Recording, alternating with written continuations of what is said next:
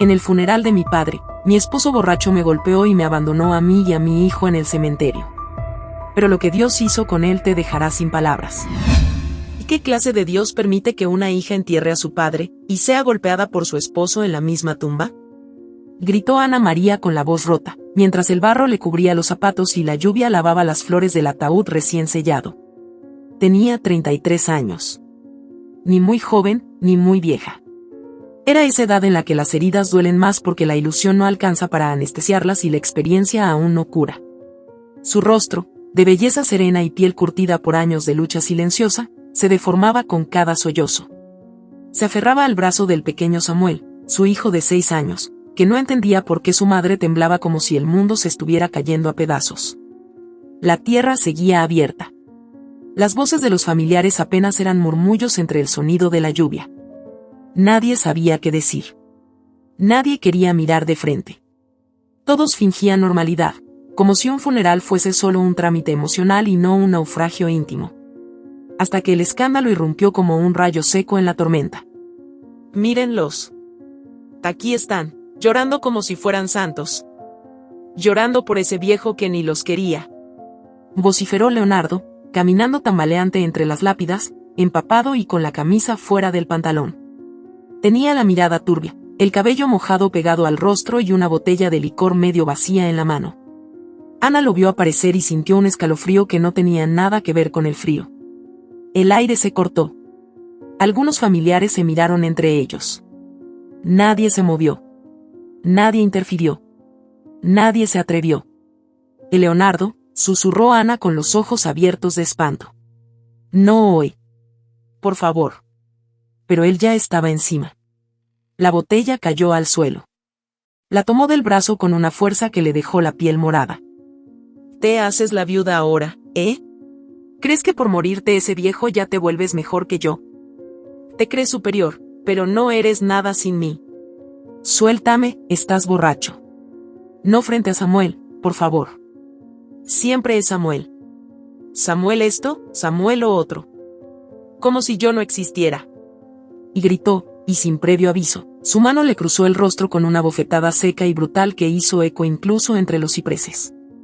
El golpe fue tan repentino que el silencio se volvió insoportable.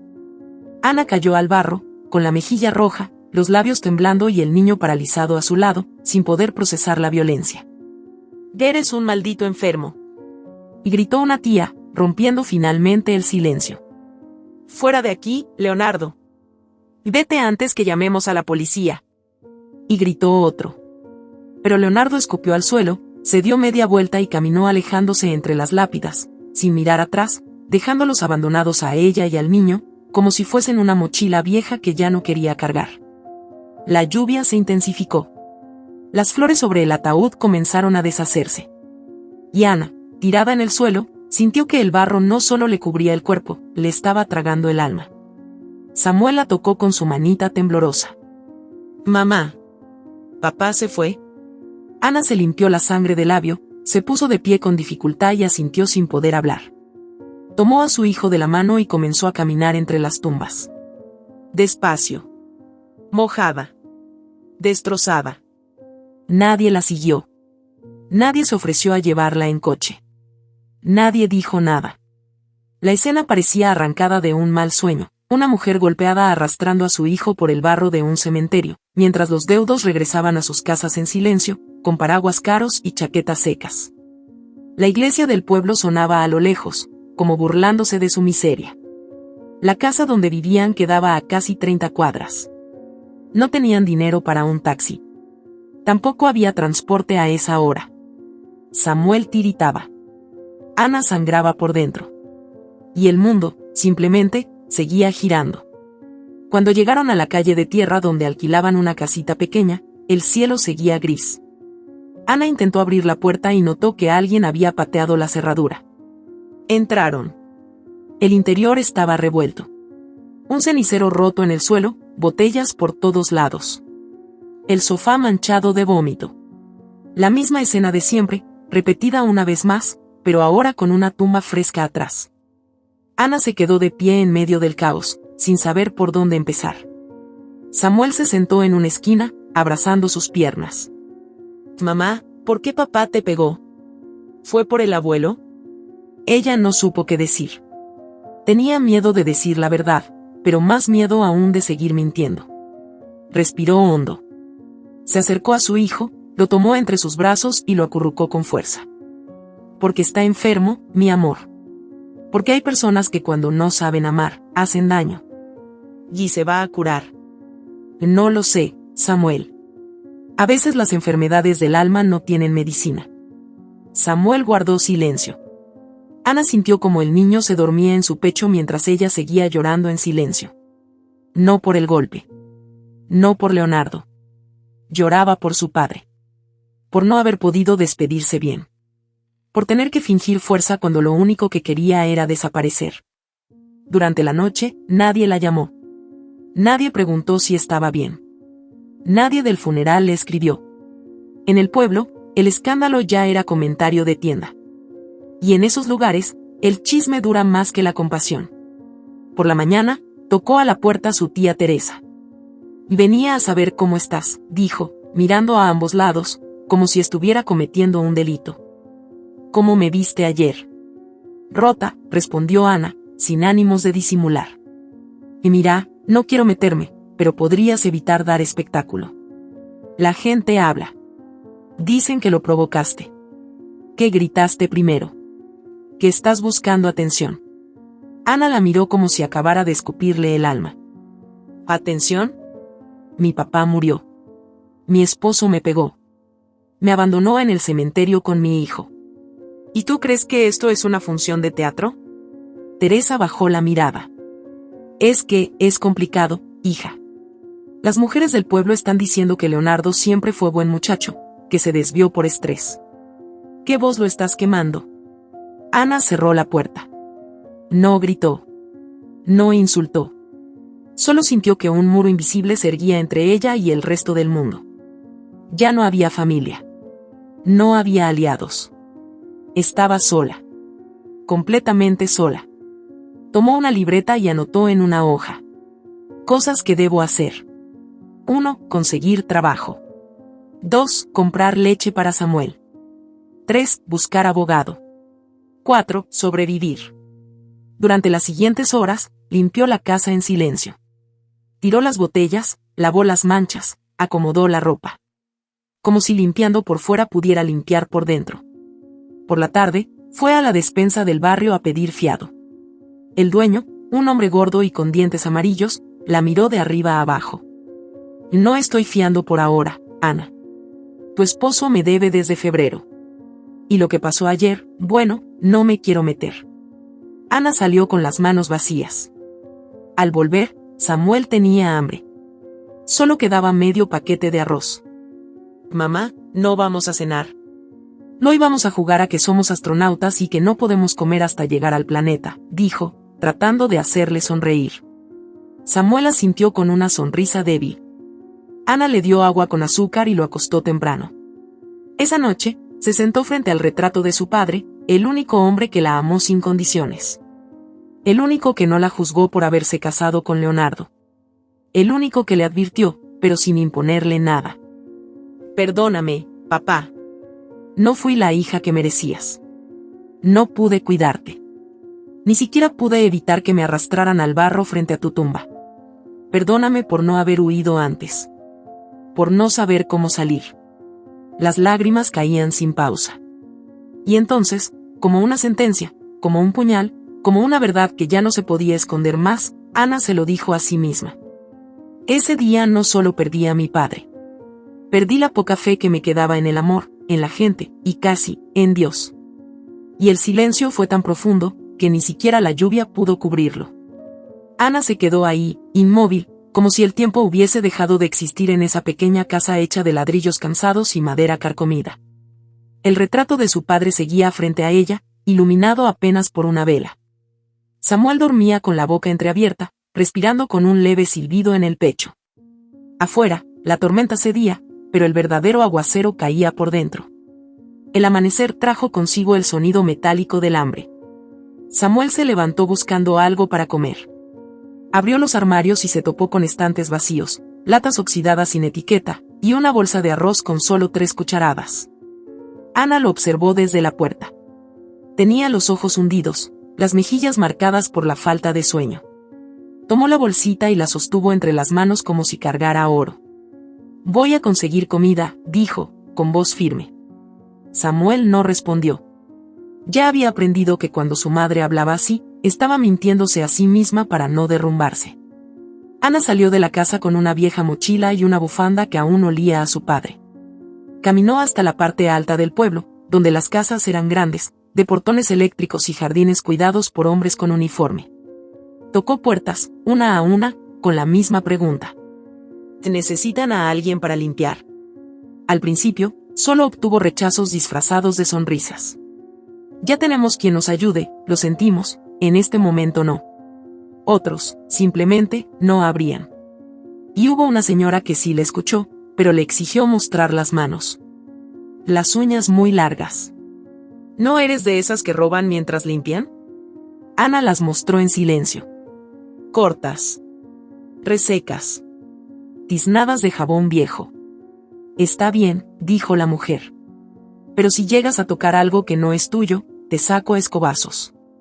Pasó 6 horas limpiando una casa que olía a perfume caro y a hipocresía. Pulió pisos que jamás pisaría, lavó platos de porcelana que nunca probaría, limpió un baño con tantos productos que sentía que los gases químicos le estaban quemando los pulmones. La señora le pagó 50 pesos. En billetes arrugados. Ni para una comida decente. Mañana vuelves.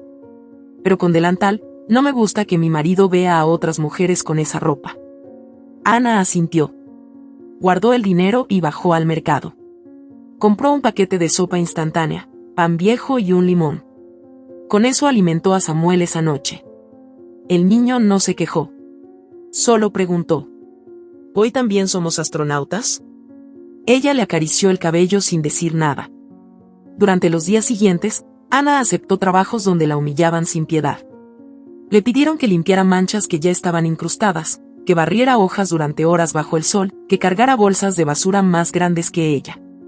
Una señora incluso la obligó a limpiar la jaula de su perro con un cepillo de dientes viejo.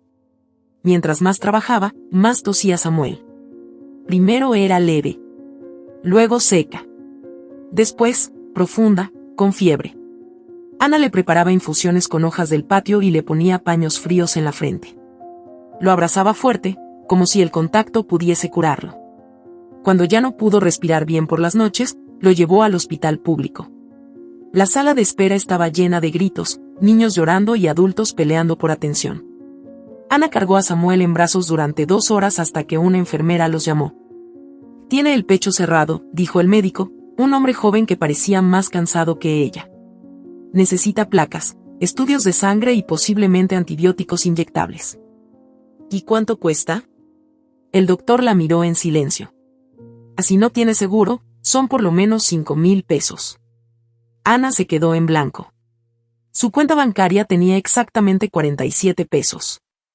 ¿No hay alguna forma de hacerlo gratis? Mi hijo está mal. Muy mal.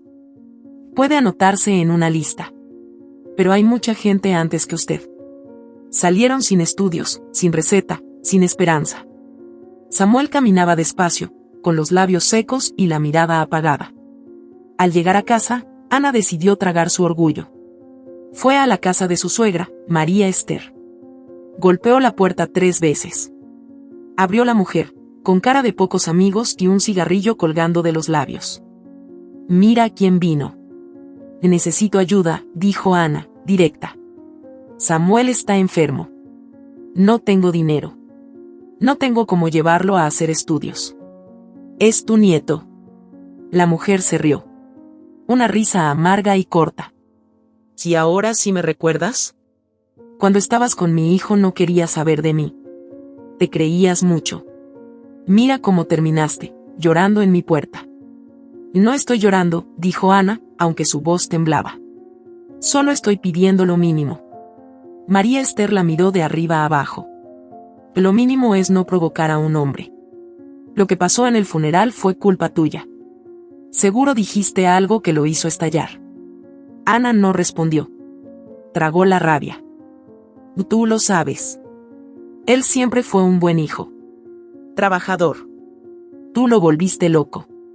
Como todas ustedes, que juegan a ser víctimas cuando en realidad manipulan.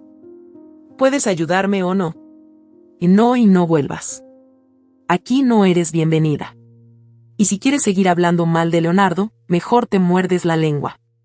Porque en este pueblo, lo que hace se paga. Le cerró la puerta en la cara. Literalmente. Ana caminó hasta casa sintiéndose más sucia que nunca. No por la mugre, sino por las palabras que le habían escupido en la cara. Ya no era solo el dolor. Era la soledad absoluta.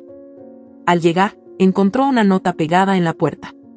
Si no paga el alquiler mañana, me veré obligado a tomar medidas. Elías. El casero. Un hombre cincuentón, calvo, con mirada lasciva. Ana respiró hondo. Fue hasta su departamento esa misma noche. Tocó. Él abrió con una sonrisa demasiado amplia. Pensé que te habías olvidado de pagarme. No tengo todo. Pero puedo darte algo esta semana. Solo necesito tiempo. Él la miró como quien evalúa una mercancía. Podemos arreglarnos de otra forma. Ana retrocedió un paso. No sé de qué estás hablando. Y claro que sabes. Eres bonita. Estás sola. Yo tengo necesidades, y tú también. Puedes quedarte aquí sin pagar ni un peso, si eres lista. Ella sintió náuseas. Eres un asco.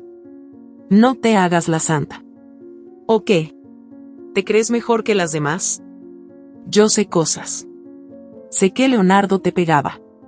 Tal vez por eso, porque no sabes cómo tratar a un hombre. Ana levantó la mano. Iba a golpearlo. Pero se contuvo. Dio media vuelta y se fue corriendo. Elías gritó desde la puerta. Te voy a echar. Vas a ver. Nadie te va a querer con ese hijo enfermo. Esa noche no durmió. Samuel respiraba con dificultad. Ana no sabía si salir corriendo al hospital, si robar un medicamento, si llorar o gritar. Al amanecer, fue a la iglesia. El padre Tomás la recibió en silencio. Era un hombre mayor, de voz pausada y ojos sinceros. Padre, ¿tiene algo que pueda darme? Comida, medicinas, lo que sea. Él le entregó una bolsa con pan, arroz y unas latas. Es todo lo que tengo, dijo con pesar. La parroquia está pasando dificultades. Pero si necesitas hablar, estoy aquí. No quiero hablar. Quiero salvar a mi hijo. Ve entonces ora, Ana. A veces la oración es más fuerte que cualquier medicina. Ya oré. Ya recé. Ya grité. Y Dios no me respondió. Y quizá lo está haciendo, pero no como esperas. Regresó a casa. Preparó un arroz con agua y se lo dio a Samuel. El niño comió apenas 2 cucharadas. Mamá, me duele aquí, dijo, señalando el pecho. Ya va a pasar, mi amor. Ya va a pasar. Por la noche, Samuel convulsionó. Los ojos se le pusieron en blanco. El cuerpo se le arqueó. Ana gritó como nunca había gritado. Samuel. Samuel, mírame. Respira. No tenía teléfono. No tenía dinero. No tenía vecinos de confianza. Abrió la puerta y corrió descalza por la calle. Ayuda. Por favor, alguien, mi hijo se muere. Nadie respondía. Las luces estaban apagadas. El pueblo dormía. Ana golpeó puertas. Lloraba. Suplicaba. Aullaba como una madre en guerra con la vida. Una mujer abrió la ventana. ¿Qué es tarde? Ve al hospital. No tengo cómo. Por favor, préstame tu teléfono. La mujer cerró. Ana cayó de rodillas. Sola. En el polvo. Con la muerte rozándole la piel.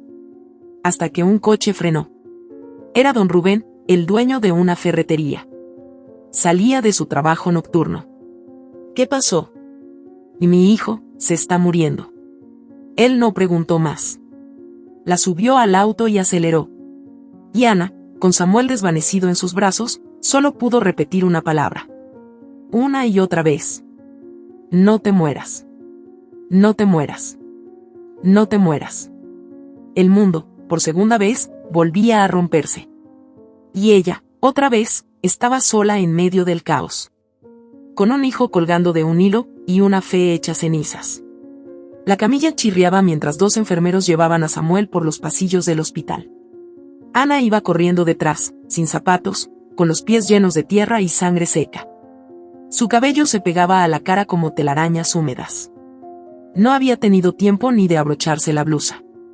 Solo pensaba en una cosa, que no muriera. Los médicos cerraron la puerta de la sala de urgencias. Ana se quedó afuera, en un pasillo blanco, helado, lleno de llanto ajeno y gritos apagados. La madrugada era larga y cruel. Se sentó en una de las sillas plásticas de la sala de espera, abrazándose las rodillas. El corazón le latía como si quisiera escapar de su pecho. No sabía cuánto tiempo había pasado. 10 minutos. Tal vez una hora. Los relojes no importaban cuando la vida de tu hijo dependía de alguien más. Estaba sola. De nuevo. El mismo eco de su propia desesperación repitiéndose una y otra vez. Fue entonces cuando lo notó. Un hombre mayor, de traje gris oscuro, zapatos lustrados y una bufanda de lana fina, se sentó a su lado. No había entrado por la puerta principal. No lo había visto acercarse. Estaba ahí, simplemente, como si hubiese estado esperándola desde siempre. ¿Es tu hijo el que está adentro? La voz era grave, pero tranquila. Ana asintió sin mirarlo. ¿Qué tiene? Neumonía grave. Convulsiones. Está muy mal, susurró, más para ella que para él. El hombre no respondió de inmediato. Sacó un pañuelo de su abrigo, se limpió las manos como si el lugar le diera asco y volvió a hablar. Yo puedo ayudarte. Puedo pagar el tratamiento completo. Ahora mismo. Pero hay una condición. Ana giró el rostro con lentitud, como si algo dentro de ella le advirtiera que ese ofrecimiento tenía veneno. El hombre la miraba con una calma que la inquietaba. Sus ojos no eran bondadosos ni crueles. Eran fríos. Vacíos. Como si estuviera acostumbrado a ofrecer cosas que otros no podían rechazar. ¿Quién es usted? Me llamo Esteban Vargas. Fui socio de tu esposo. Ana se quedó helada. La sangre se le fue al estómago. No conocía ese nombre. No recordaba que Leonardo hablara de él. Y la palabra socio no le gustó. ¿Socio en qué? Antes de responder eso, necesito que me prometas algo, dijo Esteban, cruzando una pierna sobre la otra. No me interrumpas. No me cuestiones. Solo escucha. Después, podrás decidir si aceptas mi ayuda o no. Pero si me cortas, me voy. Y tú te quedas con tu hijo enfermo, sin recursos, sola, otra vez. ¿Entiendes? Ana sintió una punzada en el estómago. Era el tipo de trato que solo los desesperados aceptan. Y ella estaba al borde del abismo. Asintió. Habla. Esteban miró hacia el pasillo. Nadie más los observaba. Todo estaba cubierto por ese manto denso que tienen las madrugadas en los hospitales, donde las almas parecen flotar entre la vida y la muerte. Leonardo no desapareció por vergüenza ni por miedo a tus reclamos. No te abandonó porque se sintiera culpable o herido. Se fue porque estaba metido hasta el cuello en algo mucho más oscuro de lo que imaginas. Y yo fui testigo de eso. Ana no dijo nada, pero un sudor frío le bajó por la espalda. Tenía cuentas en el extranjero. Dinero escondido. Inversiones ilegales. Usaba tu nombre en documentos falsos, facturaciones simuladas. Lavaba dinero. Mucho. Para personas que no aceptan errores. Y eso no puede ser cierto, murmuró Ana, rompiendo la promesa de no interrumpir. Te dije que escucharas, dijo Esteban sin levantar la voz. Ella se tragó las palabras. Estuve en reuniones donde él entregaba sobres con dinero a funcionarios públicos. Incluso participó en el desalojo forzoso de familias pobres en zonas que después revendía. Hizo cosas que ni te imaginas. Cosas que te revolverían el estómago. Pero cometió un error, se enamoró de su poder. Y en este mundo, eso se paga. Ana apretó los puños. ¿Y tú? ¿Qué hiciste tú? Yo no soy un santo. Pero nunca toqué a nadie inocente. Solo negocios. Tu esposo disfrutaba hacer daño. Había algo en su mirada. Algo podrido. ¿Y por qué vienes ahora? ¿A salvar a mi hijo? A mí. Esteban se inclinó hacia ella. Porque tú no sabías. Porque tú fuiste usada. Porque él te convirtió en su escudo, su fachada. Y porque tengo una deuda con alguien que ya no está. Ana sintió que el aire pesaba más que nunca. ¿Qué deuda? Esteban no respondió. Se levantó y caminó hacia recepción. Había terminado de hablar. Minutos después, un médico se acercó. Tenía el rostro más relajado. Ya está estabilizado. Le dimos medicación intravenosa. Lo vamos a trasladar a observación. Pero está fuera de peligro, por ahora. Ana no entendía nada. ¿Cómo? Alguien cubrió todo. Pagó por adelantado.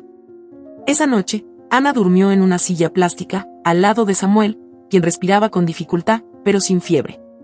Miraba el gotero con los ojos entrecerrados. Le acarició la frente. Lo besó con cuidado. Te juro que voy a sacarte de esto. Te lo juro por mi padre. 2 días después, Samuel seguía mejorando. Ya podía sentarse en la cama, tomar agua y responder preguntas. Ana lo cuidaba como un soldado cuida a su compañero herido en el campo. No se alejaba ni un segundo. Esteban apareció una mañana, con un café en la mano. Tengo un trabajo para ti. Ana se lo quedó mirando. No entendía si debía agradecerle, temerle o insultarlo. ¿Qué tipo de trabajo? Cuidarme. Cocinar. Limpiar mi casa. Estás sola. No tienes ingresos. Yo necesito a alguien de confianza. Te pago bien. No tienes que responder ahora. Ana no tenía opción. Acepto. Los médicos le dieron el alta a Samuel una semana después. Le recetaron una larga lista de medicamentos, nebulizaciones y controles. Esteban los recogió en su coche. Un sedán negro, con el interior de cuero. Samuel iba dormido en el asiento trasero. Ana solo miraba por la ventana, como si tuviera miedo de respirar. La casa de Esteban era grande, silenciosa, llena de libros y de cuadros con rostros que no sonreían. Había un cuarto para ella y otro para Samuel. Una cocineta, un baño privado y una puerta con cerradura interna. Tienes total privacidad, le dijo Esteban. No soy como otros hombres. No me interesa tu cuerpo. Me interesa tu lealtad. ¿Y tú qué ganas con esto? Redención, respondió sin emoción. Los días pasaron lentos. Ana se encargaba de limpiar, hacer las compras, acompañarlo a algunas citas médicas. Descubrió que Esteban sufría de una afección cardíaca y que tenía ataques de insomnio frecuentes. Por las noches, hablaban. ¿Por qué no denunciaste a Leonardo? Porque yo también habría caído. Y porque la justicia, a veces, no funciona para los poderosos. Pero ahora, estoy muriendo. Y antes de irme, quiero que alguien sepa la verdad. ¿Y por qué yo? Porque tú viviste con el monstruo. Y porque si algún día decides hablar, tú sí podrías destruirlo. Tú tienes el poder. Aunque no lo creas. Ana lo escuchaba, sin saber si confiar. Pero algo le decía que detrás de esa calma había una culpa que lo estaba devorando vivo. Una noche, Esteban le mostró una carpeta con documentos. Contratos, cuentas bancarias, propiedades a nombre de Leonardo y a nombre de ella. ¿Ves esto? Esta casa está a tu nombre. Pero nunca la conociste, ¿verdad? Está en la ciudad. Vale más de $500,000. ¿Por qué haría algo así? Porque si lo investigaban, tú serías la culpable. Tú irías presa. Ana sintió un vértigo. Era como si el suelo se abriera bajo sus pies. Entonces todo este tiempo, ¿yo fui su chivo expiatorio? Exactamente. Ana lloró en silencio esa noche. Se sintió sucia, usada, atrapada en una telaraña de la que no sabía cómo salir. Samuel dormía tranquilo. Esteban le había regalado libros de aventuras, rompecabezas, hasta una bicicleta. Ana no sabía si debía aceptar su generosidad o temerla. «No me mires así», le dijo él, una mañana mientras tomaban café. «No soy tu enemigo. El enemigo ya lo tuviste en casa. Yo solo quiero que entiendas la dimensión de todo. Que te prepares para lo que viene». ¿Y qué es lo que viene? Esteban la miró con una gravedad que no admitía dudas. Leonardo no desapareció. Se está escondiendo. Pero no porque lo busquen, sino porque huyó como un cobarde. ¿De qué hablas? Está en otra ciudad. Con una nueva identidad. Fingió estar muerto para zafarse de una deuda con gente peligrosa. Y cuando lo encuentren, no va a poder esconderse ni debajo de la tierra. Ana sintió un frío que le atravesó el pecho. ¿Qué tiene que ver eso conmigo? Todo. Porque tú aún llevas su apellido.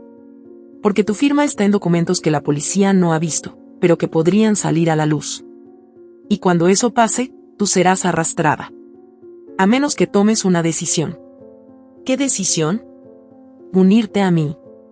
Terminar lo que él empezó y entregarlo. Porque tarde o temprano, alguien lo hará. Y mejor que seas tú, a que lo haga alguien que quiera verte caer también. Ana no respondió. Se levantó. Fue al cuarto de Samuel. Lo abrazó con fuerza. Y esa noche, mientras lo veía dormir, pensó por primera vez en años, en venganza. En justicia. En la posibilidad de sobrevivir sin arrastrar cadenas ajenas. Y en el fondo de su pecho, donde antes solo quedaban cenizas, algo comenzaba a encenderse. Muy lentamente. Pero con fuerza. Como una brasa que se niega a apagarse. Porque tal vez, solo tal vez, aún quedaba algo por lo que luchar. Y el nombre de esa lucha era Samuel. Ana se despertó jadeando. Su camisón estaba empapado en sudor. Había soñado con barro, otra vez. Estaba atrapada en una fosa común, y Leonardo le tiraba tierra encima con una sonrisa diabólica. Gritaba, pero nadie la oía. Samuel lloraba a lo lejos, como si estuviera al otro lado de un muro invisible. Y cuando lograba salir, todo era fuego. Ardía el cielo, ardía el suelo, y su piel se derretía en silencio. Despertaba siempre igual, asustada, sin saber si aún estaba viva. Esteban la observaba desde la cocina. Preparaba café. En su rostro, una expresión que no revelaba nada, como si ya estuviera acostumbrado a verla romperse cada noche. Tu cuerpo habla por ti, dijo mientras servía una taza. Te está advirtiendo que el fuego se acerca. Ana se sentó frente a él, en bata, con el rostro hinchado por las pesadillas. Samuel seguía dormido en la habitación contigua. La casa estaba en silencio, pero había algo en el aire, algo que apretaba el pecho. Como si el día viniera cargado de una verdad que no quería ser dicha. ¿Qué sabes que yo no sepa?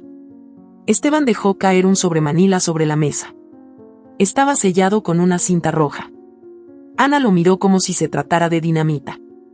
Aquí está la historia que él no te contó, dijo Esteban con voz baja. La versión completa.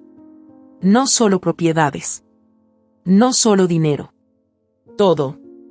Ana lo abrió con las manos temblorosas.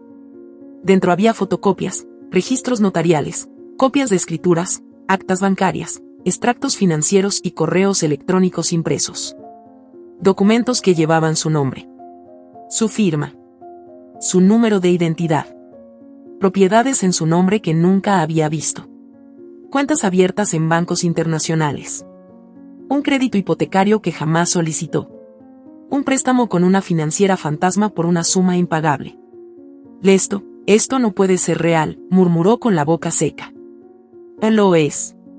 Y lo firmaste tú. Aunque no lo recuerdes. Ana sintió una punzada en el pecho. Recordó los papeles que Leonardo le hacía firmar sin explicaciones. Son del banco, amor. No te preocupes, decía él mientras ella cocinaba o cuidaba de Samuel. Ella, enamorada, tonta, confiada, firmaba. Siempre firmaba. Nunca preguntó. ¿Entonces estoy involucrada? A ojos de la ley, sí. Legalmente, eres parte de una red de lavado de dinero y fraude fiscal. Y si las autoridades encuentran esto antes de que tú hables, irás a prisión. Sin defensa. Ana sintió que se ahogaba. Las paredes comenzaron a cerrarse. Tuvo que ponerse de pie. Caminó hasta el baño y vomitó en seco. Su cuerpo se encogió sobre el inodoro. Sudaba. Le temblaban las piernas. No podía respirar. Esteban no la siguió. Sabía que eso también era parte del proceso. Al salir, Ana tenía los ojos rojos. Miró el sobre como si pudiera incendiarlo con la mente. ¿Y qué quieres que haga? ¿Qué se supone que haga ahora? Colaborar, respondió Esteban con calma. Declarar. Convertirte en testigo. Hablar con la unidad de delitos financieros. Pero necesitas un abogado. Y discreción. Porque si esto se filtra, estás muerta. Ana cerró los ojos. Pensó en Samuel. Pensó en las noches sin comida. En los días en que vendía anillos de cobre para comprar una sopa. En las veces que durmió en el suelo porque Leonardo había destruido la cama. Y ahora, además, podía terminar en una celda. Le habían quitado todo. La habían arrastrado al infierno, y ni siquiera lo había notado. ¿Cuánto tiempo tengo? Poco. Porque las cosas ya se están moviendo. Esa noche, Samuel tuvo fiebre. No era nada grave, pero fue suficiente para que Ana entrara en pánico. Se sentó a su lado, lo acarició, y él le preguntó con voz suave. ¿Mamá, papá se murió? Ana lo miró con el alma hecha trizas. No, mi amor. No está muerto. Entonces, ¿por qué no llama? Porque está lejos. Muy lejos. Y no sabe cómo regresar. Samuel lo aceptó sin más. Volvió a dormir. Ana, en cambio, sintió que el corazón se le partía en dos. No sabía si lo estaba protegiendo o engañando. Si el silencio era una forma de amor o de cobardía. Pasaron 2 días. Esteban contactó a un abogado. Se llamaba Marina Godoy. Tenía rostro joven, pero hablaba con la firmeza de quien había enfrentado monstruos. Fue directa desde el principio. Tienes 2 caminos: esperar a que la justicia toque tu puerta, o adelantarte. Colaborar. Entregar todo lo que sabes. Con suerte, te darán inmunidad. Pero necesitas pruebas. Y necesitas hablar ahora. Ana tragó saliva.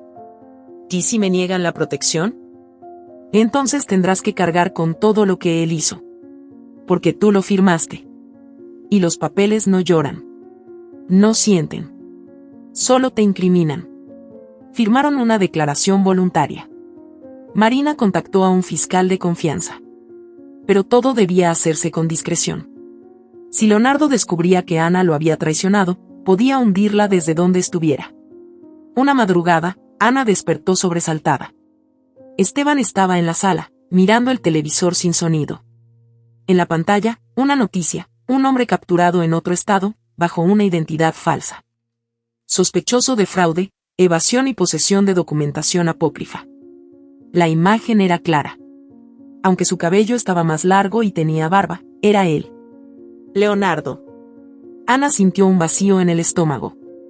¿Lo atraparon? Esteban asintió. Hace 3 horas. Está en un penal de máxima seguridad.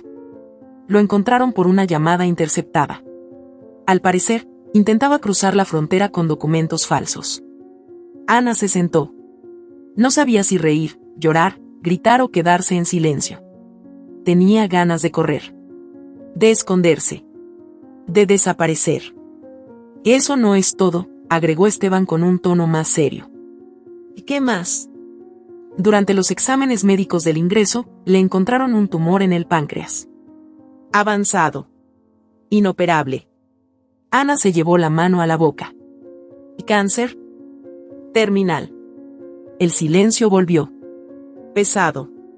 Denso. Lleno de preguntas sin respuesta. ¿Es justicia? Preguntó Ana. ¿Qué es consecuencia? Esa mañana, Samuel jugaba con una pelota en el patio trasero. Esteban y Ana lo miraban desde la ventana. Él aún no lo sabe, ¿verdad? No, dijo Ana.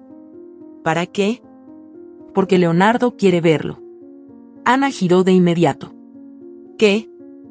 Pidió hablar contigo. Y con Samuel. No. Eso no va a pasar. Y él va a morir. Lo hará en una celda. Solo. Abandonado. Tal vez deberías mirarlo a los ojos una última vez. Cerrar ese círculo. No por él. Por ti. Ana apretó los dientes. ¿Y si me convence? ¿Y si me manipula otra vez? Ya no eres la misma. Y él ya no tiene poder. Está vencido. Ana caminó hasta su cuarto. Cerró la puerta. Se sentó frente al espejo. Recordó el primer beso. La primera vez que le dijo que la amaba. La forma en que la hacía sentir única, especial, invencible. Luego, recordó los gritos. Los golpes. Las traiciones. Las mentiras. El abandono en el cementerio. Respiró hondo. No era una mujer débil. Era una sobreviviente. Y si el pasado quería verla cara a cara, no iba a bajar la mirada. Está bien, dijo, saliendo del cuarto. Voy a verlo. Pero Samuel no. Esteban asintió. No insistió. Y en sus ojos, por primera vez, había respeto. Ana ya no era la esposa de Leonardo. Ni la víctima. Era una mujer que empezaba a recuperar lo que le habían robado. Su nombre. Su fuerza. Su verdad. Y su destino. Ana sostenía el volante con las manos firmes, pero el corazón latía como un tambor de guerra dentro de su pecho. Samuel iba dormido en el asiento trasero, con una manta hasta el mentón y un peluche que había rescatado de sus días en la vieja casa. Esteban no viajó con ellos.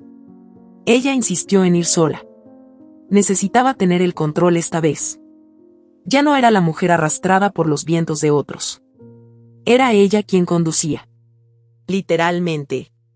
El camino hacia el penal de máxima seguridad era largo y áspero, atravesando campos secos, pueblos fantasma y gasolineras con olor a desesperanza. En la guantera, un sobre con los documentos que Marina, la abogada, le pidió llevar. Y también, guardado como un escudo simbólico, un pañuelo viejo de su padre, el mismo con el que una vez le secó las lágrimas cuando creyó haber fallado como madre. El penal se alzaba como una fortaleza de concreto, cercado por alambres de púas y custodiado por hombres sin rostro detrás de gafas negras. Ana bajó del coche, tomó a Samuel de la mano y se dirigió al módulo de visitas. No sabía si estaba lista. No sabía si existía tal cosa como estar lista para enfrentar al hombre que le robó la vida, la dignidad y los años más frágiles de su hijo. Un oficial revisó los papeles. Hizo un gesto breve con la cabeza y los dio por un pasillo estrecho, con cámaras en cada esquina y puertas que se abrían con sonidos metálicos. El ambiente olía a sudor, desinfectante y arrepentimiento. A su paso, algunos reclusos miraban a través de las rejas. Otros bajaban la cabeza. Pero ninguno la reconocía. Para ellos, ella solo era otra mujer más que venía a visitar a un cadáver con fecha de vencimiento. La sala de visitas estaba vacía. Solo una mesa de metal, 2 sillas, una cámara en la esquina y una bombilla que parpadeaba con intermitencia. El oficial le indicó que esperara. Ana sentó a Samuel a su lado, le acarició la cabeza. Pase lo que pase, no tienes que decir nada. Solo observa, ¿de acuerdo? Samuel asintió, sin entender demasiado. A su corta edad, la prisión era apenas un concepto. No sabía lo que implicaba. No podía comprender del todo la podredumbre que se escondía tras esas paredes. La puerta se abrió. Y entonces lo vio. Leonardo entró escoltado por 2 guardias. Estaba irreconocible. Calvo, pálido, los ojos hundidos en las cuencas, la piel manchada por el desgaste de la enfermedad. Caminaba con dificultad, como si cada paso le doliera. Usaba un uniforme gris claro que le colgaba del cuerpo como si le quedara grande. Cuando la vio, se detuvo. Ana no se levantó. No movió un músculo. Solo lo miró. Leonardo tembló. Las lágrimas se le soltaron antes de poder hablar. Se acercó como un mendigo y se arrodilló frente a ella, con la cabeza gacha y las manos entrelazadas como si rezara. Perdóname, murmuró, entrecortado. Por todo. Por lo que te hice. Por lo que fui. Por lo que permití. Ana sintió un nudo en la garganta. Su primer impulso fue escupirle la cara. El segundo, abrazarlo. Pero eligió lo más difícil, quedarse en silencio. Dejar que el peso de sus actos hablara más alto que sus palabras. Leonardo levantó la vista. Vio a Samuel. El niño lo miraba con ojos grandes, con una mezcla de miedo, sorpresa y esa inocencia brutal que los niños todavía conservan, incluso después del dolor. Samuel, hijo mío. No merezco ni que me mires. El niño no respondió. Se quedó quieto, apretando el peluche entre los dedos. Yo lo destruí todo, continuó Leonardo. La casa. El amor. A ustedes. Me convertí en lo que juré que nunca sería. Te fallé como hombre, Ana. Como esposo. Como padre. Y ahora, ya es tarde. Ana tragó saliva. Los ojos se le llenaron de lágrimas, pero no lloró. No todavía. ¿Por qué hiciste lo que hiciste? ¿Por qué me usaste? Leonardo se arrastró hasta sentarse frente a la mesa. Respiraba con dificultad. El cáncer le había comido los pulmones, el hígado y parte del páncreas. Cada movimiento le costaba una vida entera. Porque me creí más inteligente. Más fuerte. Porque pensé que el poder me iba a proteger. Usarte fue fácil. Tú confiabas en mí. Y yo, ya no confiaba en nadie. Me dejé cegar por el dinero. Por el prestigio. Por el miedo. Traicioné a quienes me ayudaron, vendí información, escondí pruebas, hasta que ya no podía mirar ni al espejo. Te escondiste, dijo Ana, con voz dura. Me dejaste en el cementerio, bajo la lluvia, con el cuerpo de mi padre recién enterrado. Golpeaste a tu esposa y huiste como un cobarde. Leonardo bajó la mirada. Lo recuerdo todos los días. Lo sueño cada noche. Y por eso no quiero irme sin limpiar algo de toda esta porquería que dejé atrás. Sacó de su bolsillo un sobre. Lo deslizó por la mesa. Los guardias se tensaron, pero no intervinieron. Es una carta. Para ti. Lo confieso todo. Firmado. Detallado. Nombrando a cada uno de los que estuvieron involucrados. Está autenticada. Puedes usarla. El fiscal ya la tiene, pero tú también deberías tener una copia. Ana no tocó el sobre. Solo lo miró. ¿Y qué esperas? ¿Que te perdone? ¿Que te abrace? No espero nada, susurró Leonardo. Solo quería verlos. Ver que están vivos. Que no están rotos, como yo. Samuel se levantó de pronto. Caminó con paso lento hasta su padre. Ana quiso detenerlo, pero no lo hizo. El niño se agachó, puso una mano en el hombro de Leonardo, y lo abrazó. Un gesto pequeño.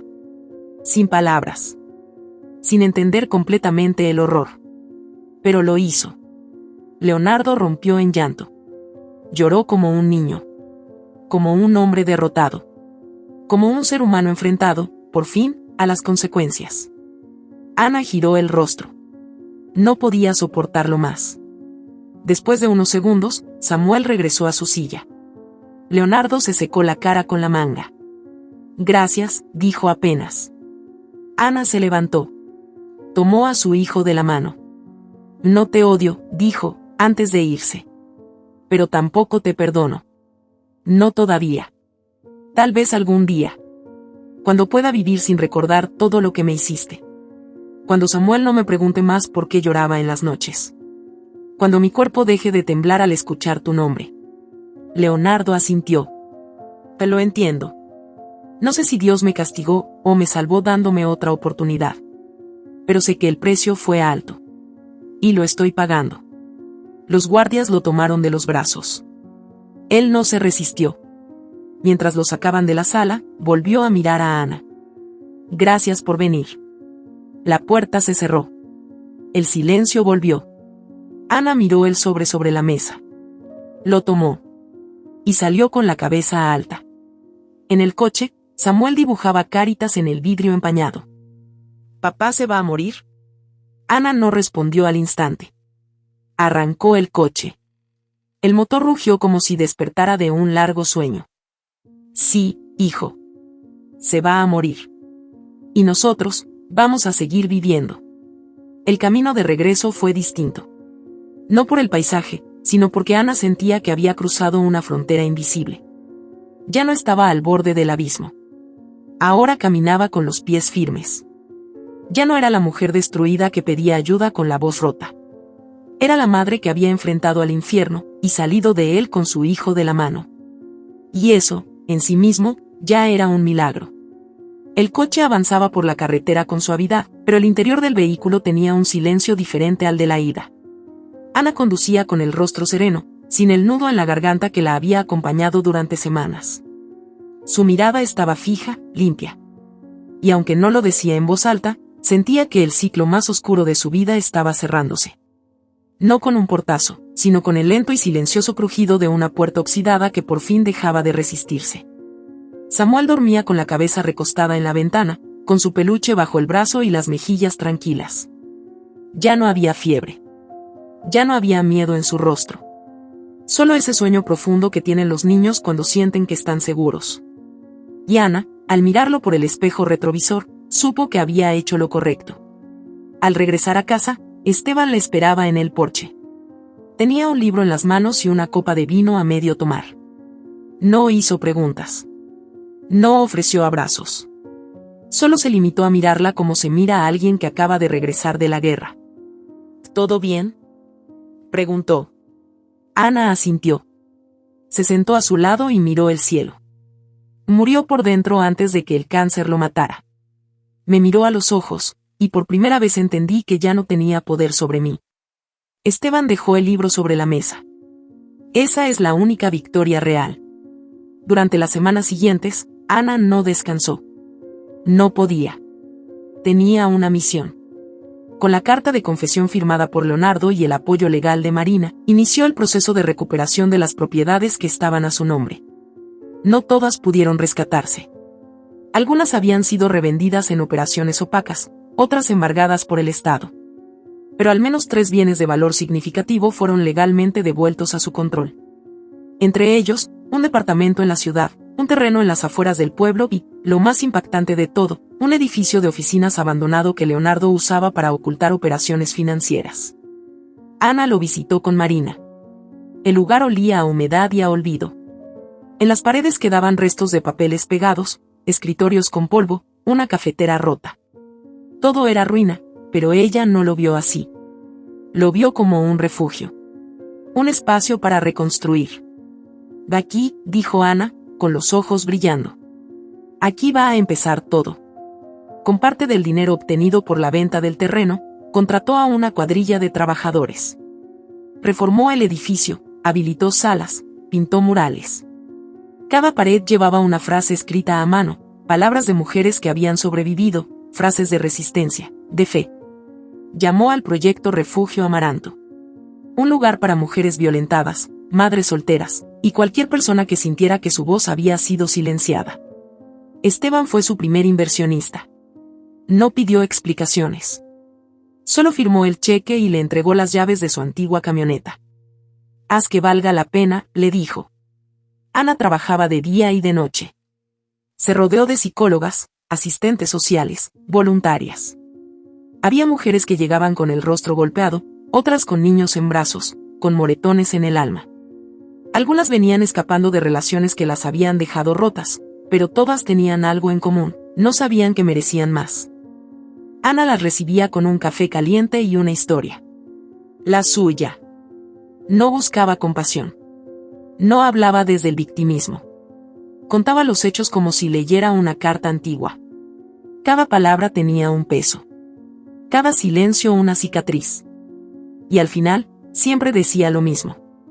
Nadie te salva. Te salvas tú. Pero no tienes que hacerlo sola. Samuel, mientras tanto, se transformaba. Su cuerpo, más fuerte. Su voz, más firme. Iba a la escuela, dibujaba sin parar. Solía dibujar soles, casas grandes y muchas mujeres con capas, como superheroínas. Esta eres tú, le decía a su madre. Y esta es la casa donde salvas a las mamás tristes. Ana sonreía. Pero por dentro, lloraba de orgullo. El refugio Amaranto se hizo conocido. Primero en el pueblo, luego en la región. Los medios comenzaron a buscarla. Querían entrevistas. Ana aceptaba solo las que tuvieran una intención clara: educar, prevenir, sacar a la luz lo que tantos preferían ocultar bajo la alfombra de la costumbre. En una de esas charlas, organizada por una universidad local, un estudiante le preguntó: ¿y alguna vez lograste perdonarlo? Ana se quedó en silencio. Pensó. Miró al auditorio lleno de jóvenes. Y dijo: no del todo. Pero tampoco lo cargo. Ya no lo tengo adentro. Y eso es libertad. Aquella noche, Esteban le esperaba en casa. Tenía un sobre la mesa, uno más. Ana ya se había acostumbrado a que él guardara sus verdades en papel. ¿Qué es esto? Una deuda pendiente. Lo abrió. Era un acta de nacimiento. Pero no de ella. Ni de Samuel. Era de Leonardo. Y en el margen inferior, en letra manuscrita, aparecía un nombre que no esperaba. Esteban Vargas. ¿Fuiste su padrino? Esteban asintió. Su madre me pidió que lo cuidara si algo le pasaba. Me alejé por años. No quería mancharme con sus decisiones. Pero cuando supe lo que había hecho contigo, sentí que la única forma de reparar algo era ayudarte a ti. A ti, que no tenías la culpa de nada. Que fuiste la que más perdió. Que, a pesar de todo, sigues de pie. Ana no dijo nada. Solo lo miró con un respeto nuevo. Esteban no era solo un testigo. Había sido parte de la historia desde el principio. Oculto, sí. Pero presente. Días después, llegó la noticia. Leonardo había muerto. Fue en la madrugada. Solo. En la enfermería del penal. No hubo familia que lo reclamara. Nadie envió flores. Nadie preguntó por él. Marina fue la única que le notificó a Ana. El cuerpo fue enviado a una fosa común, a menos que alguien se hiciera cargo. Ana no asistió al entierro. No lo necesitaba. Pero Samuel sí quiso ir. Quiero dejarle algo, dijo. Ana lo llevó. No al penal, sino al cementerio municipal donde habían depositado sus restos. Era una tumba sin nombre, sin lápida. Solo una cruz de madera con números. Samuel bajó con una flor blanca que había cortado en el jardín del refugio. La colocó con cuidado. Luego se arrodilló. Ana lo observaba desde lejos. No escuchaba lo que decía, pero lo veía mover los labios. Luego se levantó y caminó hacia ella. Ya está. Le dije que lo perdonaba. Ana sintió un temblor. Lo abrazó. Y ese abrazo no fue solo de madre a hijo. Fue de una generación que decide no repetir lo que vivió. De un niño que, a pesar de todo, elige el perdón como un acto de valentía. Esa noche, en su habitación, Ana encendió una vela. Abrió una libreta nueva. En la primera página, escribió: no se trata de olvidar. Se trata de construir. De usar cada herida como cimiento. Y de convertir las cenizas del pasado en las columnas de un futuro que merecemos. Cerró la libreta. Apagó la vela. Y por primera vez en mucho tiempo, durmió sin miedo. A la mañana siguiente, la luz que entró por la ventana no fue una que lastimaba. Fue una de esas que acarician. Como si el sol también supiera cuándo dejar de ser castigo y empezar a ser promesa. Ana se desperezó, estiró los brazos y respiró profundo. No había sobresaltos, no había urgencias, no había sombras agazapadas detrás de la puerta. Solo paz. Samuel ya estaba despierto. Jugaba en la sala con bloques de madera, tarareando una melodía inventada. Llevaba puesta una camiseta con una palabra escrita a mano por él mismo: valiente. Ana lo miró desde la puerta, sin interrumpir. Era un pequeño milagro caminando. Un corazón que había resistido más de lo que muchos adultos podrían soportar. Esa misma mañana, recibió una llamada. Era la editorial. Su libro, titulado Las cosas que el barro no puede enterrar, estaba listo para ser impreso. Las preventas habían superado las expectativas. Su historia, relatada con la honestidad descarnada de quien no busca aplausos, sino verdad, estaba tocando a miles. Cada capítulo era una herida abierta, pero también una puerta. Y muchas mujeres estaban cruzándola. El libro no solo hablaba de Leonardo. Hablaba del silencio de los vecinos. Del miedo a denunciar. De las familias que prefieren barrer la violencia bajo la alfombra de las apariencias. Del sistema que castiga a las víctimas más que a los agresores. Había capítulos que la editorial quiso suavizar. Ana se negó. No se trata de venganza, dijo en la reunión. Se trata de memoria. Y la memoria duele. Si no duele, es ficción. Comenzaron a invitarla a congresos, foros, programas de televisión. Las preguntas eran siempre parecidas. ¿Cómo te diste cuenta de que estabas siendo manipulada? ¿Por qué decidiste no odiarlo hasta el final? ¿Qué le dirías a una mujer que está viviendo lo que tú viviste? Ana respondía sin adornos. Nadie te golpea el primer día. Primero te quita la voz. Luego la dignidad. Después, te convence de que sin él no eres nada. Y ahí es cuando empieza lo peor, cuando tú te lo crees. Y aunque hablaba con la firmeza de quien ha caminado por el infierno con los ojos abiertos, no lo hacía con rabia.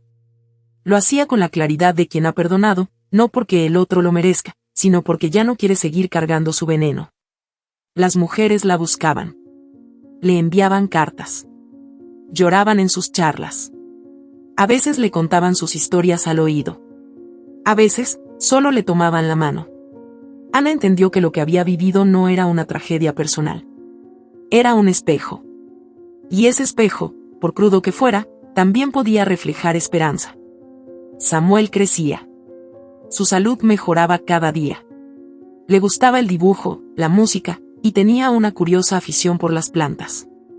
En el jardín del refugio, él mismo había sembrado un rincón de flores que cuidaba con devoción. Ana lo llamaba el altar de lo posible. Esteban seguía presente. Cada vez más callado, más cansado, pero con esa mirada que solo tienen los que han pecado y ahora se permiten redimirse sin anunciarlo.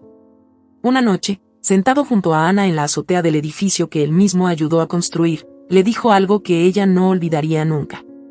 Sabes que a Leonardo lo quise. Era como un hijo. Pero también sé que protegí su sombra demasiado tiempo. Ayudarte a ti fue mi forma de pedirle perdón, a la vida. Ana no respondió. Lo abrazó. No como se abraza a un salvador, sino como se abraza a un viejo árbol que resistió la tormenta de pie. Los meses pasaron con una calma nueva. El refugio amaranto creció. Comenzaron a llegar mujeres de otros pueblos. Algunas se quedaban, otras regresaban a sus vidas con herramientas que antes no tenían. Una joven embarazada, violada por su propio hermano, encontró allí su primer lugar seguro. Otra mujer, expulsada por su comunidad religiosa por divorciarse sin permiso del marido, encontró por primera vez una familia que no la juzgaba. Cada historia era un tatuaje en la memoria de Ana. Y aunque el dolor era un huésped constante, ya no tenía el control de la casa. Una mañana de primavera, Ana decidió volver al lugar donde todo había comenzado. Al cementerio. No por Leonardo. Esa tumba ya no necesitaba visitas. Fue a ver a su padre. A ese pedazo de tierra donde todavía creía que él escuchaba. Caminó con Samuel entre los senderos del Camposanto, ahora adornado con flores silvestres. El niño corría por delante, esquivando lápidas como si fueran piedras en un arroyo. Reía. Y ese sonido era la prueba más fuerte de que la vida había ganado. La tumba de su padre estaba limpia. Ana dejó un ramo de lirios blancos. Se sentó en el suelo. Cerró los ojos. Papá, sé que no necesitas que venga a contarte nada. Siempre estuviste, incluso cuando no podía sentirte. Pero hay algo que quiero decirte. Ya no me duele el pasado como antes. Ya no tengo miedo. Ya no cargo su nombre.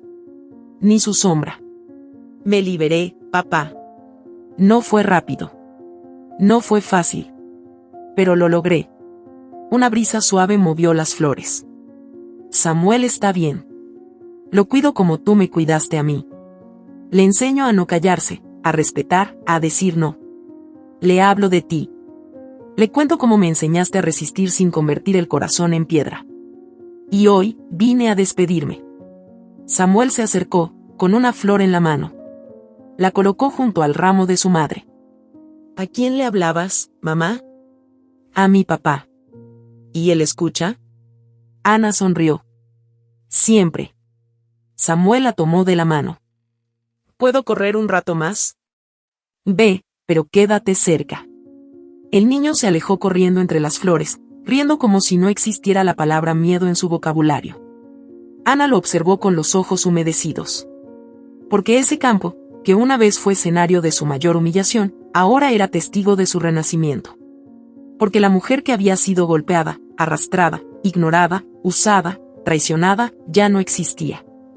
Había muerto en ese cementerio. Y en su lugar, había nacido otra. Una que no temía hablar. Una que no pedía permiso para existir. Una que había convertido las ruinas en cimientos. La luz del sol caía sobre ella como una bendición callada. Y entonces, en su mente, Ana dijo algo que ni siquiera necesitaba pronunciar en voz alta. A veces, Dios no quita el dolor, pero lo transforma en propósito. Y ese propósito fue lo que me mantuvo viva. Porque el amor también se reconstruye desde los escombros. ¿Qué te ha parecido esta historia? Hay muchas personas que, como Ana María, están viviendo batallas silenciosas todos los días. Nuestra esperanza es que su voz también haya resonado dentro de ti. Si esta historia tocó tu corazón, compártela.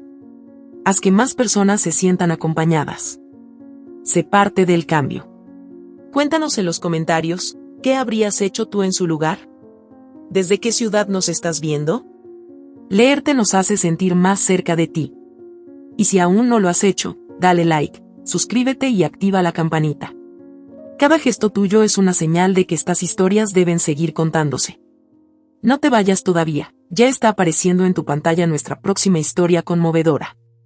Haz clic en cualquiera de ellas y sigue explorando este universo de relatos reales, conmovedores y necesarios. Gracias por estar aquí. Gracias por sentir con nosotros. Te mandamos un abrazo enorme, donde sea que estés. Nos vemos en el próximo video.